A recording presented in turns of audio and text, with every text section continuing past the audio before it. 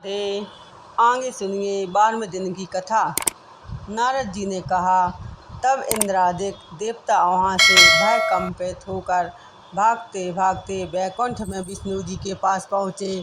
देवताओं ने अपनी रक्षा के लिए उनकी स्तुति की। देवताओं की उस दीन वाणी को सुनकर करुणा सागर भगवान विष्णु ने उनसे कहा कि हे देवताओं, तुम भय को त्याग दो, मैं युद्ध में शीघ्र ही जलंधर को देखूंगा। ऐसा कहते ही भगवान गरुड़ पर जा बैठे। तब समुद्र तनय लक्ष्मी जी ने कहा कि हे नाथ, यदि मैं सर्वदा आपकी प्रिया और भक्ता हूँ तो मेरा भाई आप द्वारा युद्ध में नहीं मारा जाना चाहिए। इस पर विष्णु जी ने कहा, अच्छा, यदि तुम्हारी ऐसी ही प्रीति है तो मैं उसे अपने हाथों से नहीं मारूंगा, परंतु युद्ध में अवश्य जाऊंगा, क्योंकि देवताओं ने मेरी बड़ी स्तुति की है। ऐसा कहकर भगवान विष्णु युद्ध के उस स्थान में जा पहुँचे जहाँ जलंधर विद्यमान था। जलंधर और विष्णु का घोर युद्ध हुआ। विष्णु के तेज से कंपित देवता सिंहनाद करने लगे। फिर तो करुणा के अनुज गरुड़ के पंखों की प्रबल वायु से पीड़ित हो दैत्य इस प्रकार घूमने लगे जैसे आंधी से बादल आकाश में घूमते हैं। तब अपने वीर दैत्यों को पीड़ित होते देखकर जलंधर ने क्रुद्ध हो विष्णु जी को उद्धत वचन कहकर उन पर कठोर आक्रमण कर दिया। बोल विष्णु भगवान की जय। आइए सुनिए कार्तिक मास की कहानी। आज हम आपके लिए कार्तिक मास की बूढ़े बाबा और उनकी दो बहुओं की कहानी लेकर आए हैं। एक समय की बात है, एक बूढ़े बाबा ने उन बूढ़े बाबा की दो बहुएं थीं। ससुर जी का काम दोनों बहुएं किया करती थीं। एक बार जब कार्तिक मास आया तो ससुर जी कहने लगे, बहू, मैं कार्तिक नहाना चाहता हूँ। तो बड़ी बहू ने सुनते ही मना कर दिया और बोली, मुझसे आपके कार्तिक स्नान का काम नहीं होगा, आप छोटी बहू से कह दीजिए। इसके बाद ससुर जी छोटी बहू के पास गए और कहने लगे, बहू, मैं कार्तिक नहाना चाहता हूँ। छोटी बहू सीधी सादी थी। उसने कहा, पिताजी, आप बतलाइए मुझे क्या करना होगा। इसके बाद ससुर जी कहने लगे कि ज़्यादा कुछ नहीं करना, बस बेटा रोज़ मेरे नहाने के लिए पानी भर देना, मेरी धोती धोकर सुखा देना और दोपहर का भोजन बना देना। अब छोटी बहू रोज़ सुबह 4 बजे उठकर कुएं से पानी भरकर ला देती, जिससे ससुर जी स्नान कर लेते थे। उनकी धोती धोकर सुखा देती और दोपहर में ससुर जी को गरम गरम रोटी बनाकर खिला देती।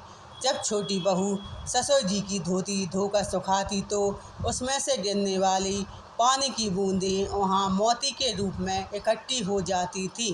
पर छोटी बहू इतनी नादान थी कि वो समझ ही नहीं पाती थी और रोज़ सुबह झाड़ू लगाकर आंगन में एक तरफ मोतियों का ढेर इकट्ठा कर दिया करती थी।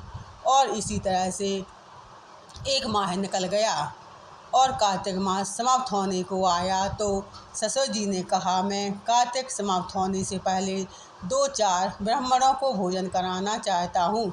छोटी बहू बोली, पिताजी, मैं खाना बना देती हूँ और फिर आपको खेत से बुला लूँगी। बहू खाना बनाकर ससुर जी को खेतों से बुलवाने जाती है और कहती है, पिताजी, मैंने खाना बना दिया है, आप घर चल ब्राह्मणों को भोजन खाना खिला दें और मैं खेत की रखवाली कर लेती हूँ। यह सुनकर पिताजी घर चले जाते हैं। अब छोटी बहू सोचती है, कार्तिक महीने में ब्राह्मणों को खाना खिला रहे हैं और खेत में इन बेचारी चिड़ियों को उड़ा रही है, राम जी की चिड़ियाँ, राम जी के खेत। और ऐसा सोचकर वो चिड़िया को दाना खाने देती है और ज़्यादा तान कर सो जाती है। जब चिड़िया ये दाना चुग रही होती हैं तो जो दाने ज़मीन पर गिरते हैं वो सब हीरे मोती बन जाते हैं। धीरे धीरे उनका पूरा खेत हीरे मोतियों से जगमगाने लगता है। उस खेत के पास ही बड़े भाई का खेत था। वो भी देखता है कि छोटे भाई का खेत हीरे मोतियों से जगमगा रहा है। बड़े बेटे से रहा नहीं जाता। वो अपने पिताजी से पूछता है, कि इसका क्या कारण है। पिताजी कहते हैं, बेटा हम बात तो कार्तिक महाराज की कृपा हुई है। बड़ा भाई जाकर अपनी पत्नी को सारी बात बताता है। उनकी पत्नी के मन में लालच आ जाता है और वो मन ही मन सोचती है कि ससुर जी ने तो पहले मुझसे कहा था, मैंने नहीं मना कर दिया था। अब मैं वो साल भर इंतज़ार करती हैं और जब कार्तिक महीना आने वाला होता है तो जाकर ससुर जी से कहती है, पिताजी आप इस बार कार्तिक स्नान नहीं करेंगे। ससुर जी कहते हैं, बेटा इस बार मैं कार्तिक स्नान नहीं कर सकता, अब मेरी उम्र हो गई है। ये सुनकर बड़ी बहू चिढ़ जाती है और गुस्से में कहने लगती है, अपने छोटे बहू को तो माला माल कर दिया, अब मेरी बारी आई तो कहते हैं कि उम्र हो गई है। नहीं पिताजी, आपको कार्तिक स्नान करना ही होगा। ससुर जी थक हार कर हाँ कर देते हैं। बड़ी बहू हीरे मोती के लालच में ससुर जी का बहुत ख्याल रखती है। सवेरे कुएं से पानी लाकर भर देती, उनकी धोती धोकर सुखाती, धोती सुखाते वक्त उसे निचोड़ती नहीं थी जिससे ज़्यादा पानी गिरे और ज़्यादा मोती इकट्ठे हो।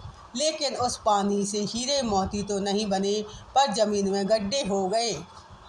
इधर कार्तिक मास समाप्त होने को आया तो ससुर जी ने कहा, ब्राह्मणों को भोजन बुलाते हैं। तब वह बोली, हाँ हाँ पिताजी, एक ब्राह्मण को न्योता दे देती हूँ। और वो जल्दी से खाना बनाकर ससुर जी को बुलाने खेत पर चली गई और खुद खेत की रखवाली करने लगी।